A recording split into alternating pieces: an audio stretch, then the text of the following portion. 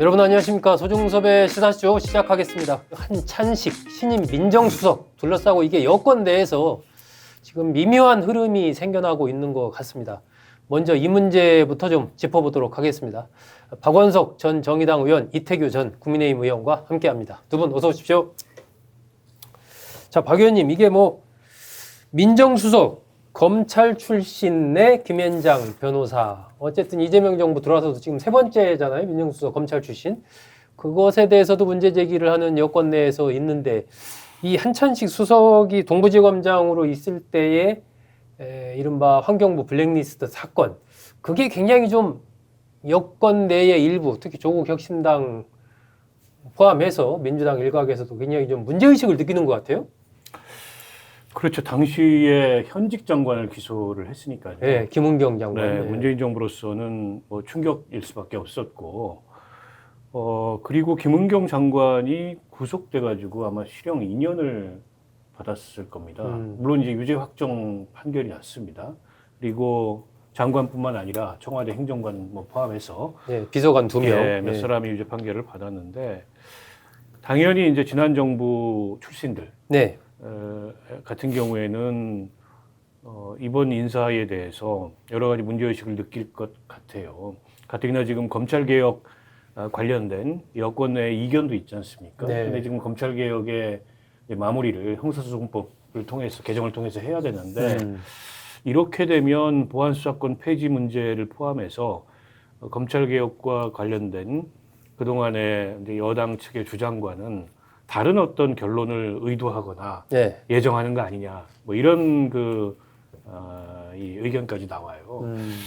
지금 민주당 전당대회가 좀 과열 양상이지 않습니까? 네, 그렇죠. 근데 거기에 이제 새로운 뇌관이 하나 더 생긴 듯한 그런 느낌이 들고, 다만 대통령도 아마 이런 식의 반응이 있을 거라는 걸 예상을 못 하진 않았을 거라고 봅니다.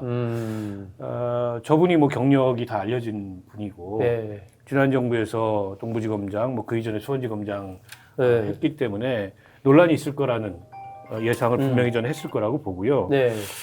그럼에도 불구하고 한 취지가 뭘까? 그럼에도. 저는 이재명 대통령이 크게 이제 그런 문제들에 얽매이지 않는 것 같아요. 네 편, 내 편, 일종의 이런 거 이제 과거에. 진영 논리에 기반한, 진영적 사고에 기반한 그런 어떤 기용 여부, 이런 거를 크게 생각하지 않는 것 같고, 네. 능력이 있고, 그리고 적임자라면 의원을 넓히는 차원에서 과감하게 기용한다, 이런 인사원칙을 가지고 있는 게 아닌가 싶고요. 이태규 의원님은 어떻게 보셨습니까? 환경부 그때 블랙리스트 사건, 물론 이제 대검찰청에서 그때 동부지검으로 배당을 했기 때문에 이제 수사를 한 것이지만, 그때 하여간 수사를 세게 했거든요. 네. 세게 해서 이제 장관도 기소가 되고 여러 가지 문제가 있어서, 이 부분이 저는 민주당의 어떤 진영주의 경향상, 특히 또 이제 친문 계열의 의원들은 굉장히 여기서 어떤 그 당혹감, 불쾌감을 저는 느꼈을 거라고 보고, 또 이분들의 어떤 지금 이제 어떤 친명이냐 아니냐 이런 쪽에 이제 대립 구도가 좀 격화되고 있는 상황에서 저는 이제 그 친문 계열 쪽에 감정선을 좀 건드리는 그런 인사의 가능성이 좀 있다고 보는 거거든요. 예. 그러면서 지금 이런 인사를 민정수석에 앉힘으로써 나는 이재명 대통령은 우리랑 결이 다른 사람이다.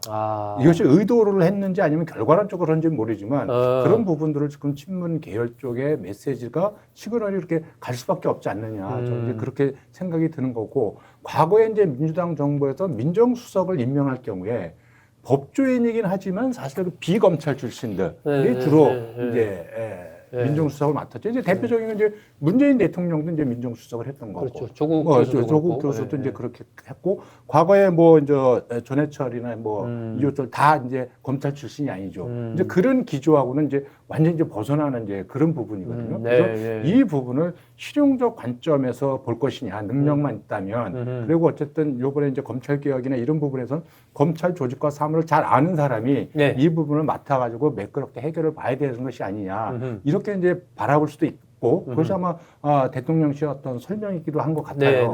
그럼에도 불구하고 반대편에서 봤을 적에는 오히려 검사장 출신을 민정수석에 앉혀서 이번에 검찰개혁 과정에서 보안수사 수사권 문제를 대통령 보안 수사권 문제를 당에 맡긴다고 하지만 나중에 문제가 있으면 책임도 당이 져라 이런 입장인데 그걸 이제 반대로 생각을 한다면 결국 보안 수사권을 좀 예외적으로 남겨뒀으면 하는 그 입장이 이재명 대통령의 입장이거든요. 어쨌든 검찰에 대한 대대적인 지금 제도적 차원의 개혁이 진행되고 있는 중이지 않습니까? 네네.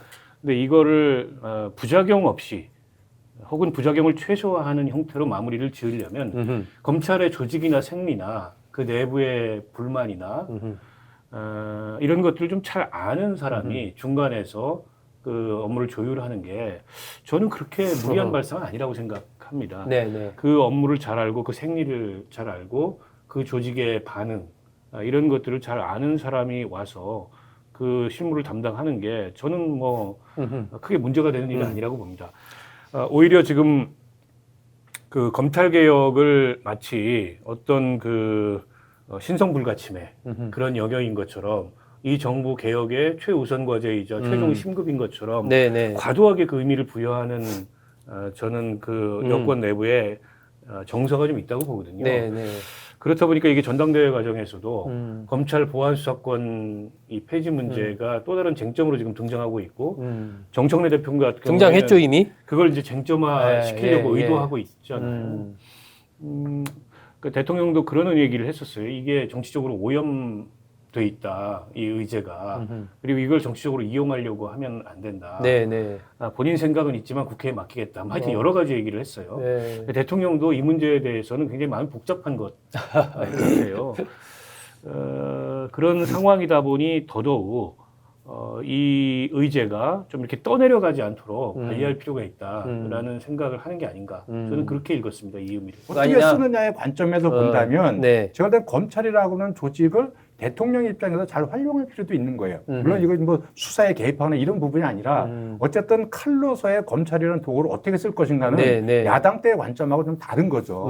또 한편으로서는 지금 이제 사실상 경찰이 수사권을 독점하고 있는 상황에서 경찰에 대한 어떤 조정과 통제의 필요성을 많은 사람들이 이야기하잖아요. 네. 이런 부분 속에서 대통령 입장에서는 여기서 조금 균형 잡힌 관점이나 시각을 유지할 필요성이 있다고 보여지거든요. 저는 대통령이 아마 그런 관점에서 고민이 좀 있을 거라고 봅니다. 네. 이것이 단순히 검찰 편을 들어주고 검찰의 기득권을 지켜주고 이런 차원은 아니라고 봐요. 다만 그럼에도 불구하고 검찰의 수사권을 완전히 박탈하는 것, 보안 수사권을 주지 않는 것이 정말 검찰 개혁의 지고지순한 어떤 원칙, 기준이 된다. 뭐 그리고 이런 걸 가지고 만약에 전당대에서 정면을 붙었을 경우에 그러면 이것이 그러면 대통령이 만약에 예외적으로 보안 수사권을 그래도 계속해서 이야기했을 적에 그럼 이 대통령의 생각, 그러니까 이재명 정부의 국정 기조가 민주당의 정체성하고 맞는 거냐? 뭐 이런 결로 이런 쪽으로 만약에 전당대의 어떤 그 이슈 파이팅 싸움이 시작이 된다면 이 거의 사생결단식 싸움으로 갈 가능성이 있지 않겠는가 저는 그런 생각도 좀 해봐요. 이거는 사실 원칙적으로 국회 입법 사항이기 때문에 당의 당론이 뭔가가 중요합니다. 네. 그리고 민주당의 당론은 보안수사권 완전 폐지인 건 맞아요. 네. 다만 어쨌든 정부 입장에서는 이제 다양한 의견들을 고려하지 않을 수 없고 그게 꼭 검찰 내부에서 보안수사권을 지켜달라, 네. 정권 송치 이 제도를 도입해달라라는 목소리가 있어서가 아니고 형사사법 현장에서 특히 범죄 피해로부터 국민의 인권을 보호해야 한다는 관점에서 여러 우려가 제기되고 있는 그렇죠. 사실이거든요. 예. 특히 이제 고소사건 같은 경우에 과거 같으면 6개월 이내면 그 고소사건이 처리될 게 막 2년, 3년 밀리는 경우들도 많고 그로 인한 어쨌든 범죄로부터의 이제 국민 보호라는 형사사법의 목적이 잘 기능하지 않는다 이런 비판들이 많아요. 네. 변호사들 같은 경우에도 그런 우려들이 많고 그런 목소리 저는 균형 있게 들어야 된다고 보고 원칙적으로 검찰 보안 수사권을 폐지하되 어떤 예외적 경우에 한해서는 그 필요성이 있다라고 대통령도 인식하고 있는 것 같고 네. 그 점을 정부를 여당을 상대로 좀 신중하게 판단해 달라라는 주문을 하고 있는 것 같은데 이게 이제 전당대회라는 이 정치적 이 경쟁의 장이 네. 워낙 휘발성이 강하잖아요. 그렇다 보니까 지금 뭐 친명, 친청 이렇게 네, 나눠가지고 네. 가뜩이나 지금 패싸움 일보 직전인데 이런 의제가 던져지고 이런 인사가 딱 나오니까 불이 막 붙는 그런 네. 상황인데요. 아마 대통령도 저는 그 사이에서 고민 중인 것 같습니다. 고민 중이다. 이거를 어느 정도로 어떻게 다뤄야 될지. 왜냐하면 이 보안 수사권 문제에 대한 대통령의 메시지가 조금 오락가락하는 면이 있어요. 예. 필요하다는 의견도 있고, 그러나 국회에 맡긴다는 또 그 말씀도 하시고, 그러나 그게 문제가 있으면은 뭐 책임도 져야 된다. 이런 여러 가지 얘기가 동시에 지금 나오고 있거든요. 그만큼 이 문제가 여권 내부에 굉장히 이 휘발성이 있는 이 의제인데다가 어떻게 보면 자칫하면 지금 그 지지층의 이반 그렇죠. 이런 게 균열로 나타날 수 있는 이어질 이슈여서 가능성. 좀 예민하게 관리를 해야 되는 그런 상황이 아닌가 싶습니다. 어쨌든 이번에 연속해서 일단 검사장 출신을 민정수석으로 계속해서 임명하지 않습니까? 그건 이제 이재명 대통령이 바라보는 검찰이나 형사법 체계나 이런 부분들은 적어도 노무현 문재인 정부가 좀 다르다. 이런 부분은 좀 외형적으로 보여줬다고 보는 거고 또 친문 계열에 있는 쪽 분들은 아마 그렇게 확실하게 인식했을 거라고 봅니다. 근데 이 부분이 단순히 이번 건으로 되는 것이 아니라 네. 지난번에 선거가 끝난 다음에 대통령이 준 메시지는 분명하게 전당대회에 개입하겠다는 것. 그리고 나는 김민석을 민다. 나는 정청래가 싫다. 네. 이 부분을 명확히 보여준 거 아니겠습니까? 네. 그 연장선상 속에서 다시 이런 민정수석 인사가 나오니까 이 부분이 내가 볼 때 이제 보안수사관과 맞물려서 전체적으로 민주당의 어떤 개혁성, 정체성 이런 논쟁으로 저는 이제 흘러갈 가능성이 있고 네. 이 부분에 있어서 저는 이제 정청래 대표가 물론 이제 지지층들의 어떤 요구에 반응하는 부분도 있지만 보안수사관 전면 폐지를 이야기한 부분은 본인한테 지금 출구가 좀 생긴 거예요. 선거 끝난 다음에 지금 선거 패배 책임론에 시달려 있었던 거 아니겠습니까? 그다음에 이제 가장 본인이 이제 불편해하는 그 반명 프레임 뭐 이 부분에 지금 갇혀 있었단 말이죠. 실질적으로 그 부분을 슬기롭게 좀 빠져나가면서 전당대회 준비를 좀 했으면 했는데 요번에 이것이 발생이 되면서 자연스럽게 보안 수사권 문제로 어떤 이슈 파이팅을 만약에 해 나간다면 굳이 대통령하고 대립각을 이렇게 직접적으로 세우지 않으면서도 간접적으로 세우면서도 당의 어떤 선명성이나 개혁성을 본인이 주도해 나갈 수 있는 그런 어떤 기회나 공간이 조금 만들어진 거 아닌가 이렇게 판단할 가능성이 있고 또 제3자가 보더라도 네. 실질적으로 이거는 정청래 대표한테 조금 유리한 호재로 작용할 수 있겠다 이런 생각을 좀 하게 됩니다. 뭐 프레임 전환, 쟁점 이동을 시도할 수 있죠. 보안 수사권 문제라는 건 어떤 이슈고 의제잖아요. 그동안에 이제 민주당 전당대회를 보면서 도대체 이게 뭐 의제도 없고 노선 갈등도 아니고 그냥 권력 투쟁 비전 아니냐? 경제도 아니고 그냥 권력 투쟁 아니냐. 근데 정청래 대표가 할 말이 생긴 측면이 있는데 저는 근데 그게 과연 그 지금 전당대회 국면에서 그렇게까지 중요한 의제일까? 혹은 이재명 정부가 추진해야 될 여러 국정 과제 중에 이 보안수사권 폐지 문제가 최우선순위에 있는 과제이며 정말 개혁의 최종 심급일까? 저는 그렇게 생각하지 않아요. 그건 어떤 부분적인 영역이고 제도적 수준에서 검찰개혁은 거의 완성 단계에 있습니다. 정말 마지막 퍼즐 하나 남은 거고 그 마지막 퍼즐에 있어서도 보안수사권 폐지라는 방향을 여권 전체가 공감하되 다만 형사사법 체계가 갖고 있는 고유의 목적과 기능이 있기 때문에 그걸 지키기 위해서 마지막 필요한 어떤 예외는 좀 남겨놔야 되지 않느냐. 이게 이제 법무부나 대통령의 입장인데 그 정도를 저는 못할 게 아니라고 생각합니다. 예를 들어서 보안수사권을 통해서 예전처럼 무슨 뭐 별건 수사하고 다시 정치검찰이 이 정치를 지배하고 어떻게 그게 가능한지 뭐 어렵죠. 어떻게 그게 가능한지 거죠. 거꾸로 얘기를 해줬으면 좋겠어요. 반면에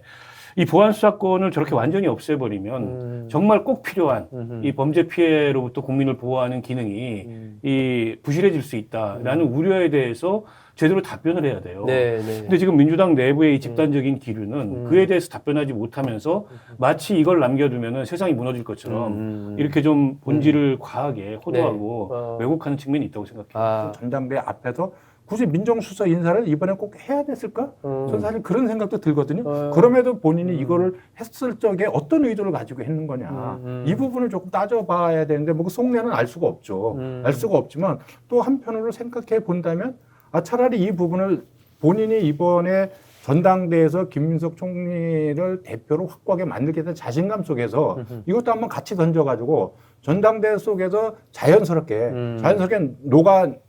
녹아내서 나중에 그냥 그 예외적인 보안 수사권을 자연스럽게 그냥 당론에 반영시킬 수 있는 그런 부분도 좀 검토해서 이 인사를 한 거 아닌가라는 생각도 좀 하게 돼요. 그래서 저는 대통령이 이 문제를 두고 좀 고심했을 거라고 봅니다. 어, 그러나 어, 이거는 그냥 실무적인 차원에서 가장 적합한 인사를 하면 되지 그런 정치적 고려나 정무적 고려를 할 문제가 아니다라는 판단을 한 게 아닌가 싶어요. 이게 이제 지난 정권과 관련된 일이기 때문에 사실 예민한 일입니다. 네. 때문에 정무적 고려나 정치적 고려를 했더라면 의원이 말씀하신 대로 굳이 지금 시점에 이걸 할 이유가 없었어요. 그러니까 어쨌든 문재인 전 대통령과 바로 연결되는 거예요. 아니 그러니까요. 여기에 대해서 전당대회 국민에서 더더군다나 여러 가지 정치적 해석이나 그 여권 내부에 뭐 동요, 불만, 뭐 문제 제기 이게 있으리라는 걸 저는 모르지 않았을 거라고 봅니다. 네. 다만 이 정부의 인사에 있어서 실무적으로 필요하고 적합한 그런 인사라면 굳이 그런 정치적 판단에 좌우되지 않겠다, 흔들리지 않겠다. 이 원칙을 그냥 일관되게 고수하겠다는 입장인 것 같아요. 그러나 이로 인한 어떤 후폭풍은 뭐 감당해야 될 문제입니다. 후폭풍이 저는 없을 거라고 생각하지 않고 거세게 일어날 거고 이게 전당대회에 새로운 또 하나의 불씨를 던진 거예요. 지난 정부로서는 받아들이기 어려운 인사인 건 맞아요. 왜냐하면 현직 정권이 구속되고 청와대 비서관들 뭐 다 처벌받고 네, 이랬던 사안이었는데 그 수사가 결과적으로 법정에 가서 정당성을 인정받았다 하더라도 당시 상황으로 봤을 때 당시 정부로서는 받아들이기 어렵죠.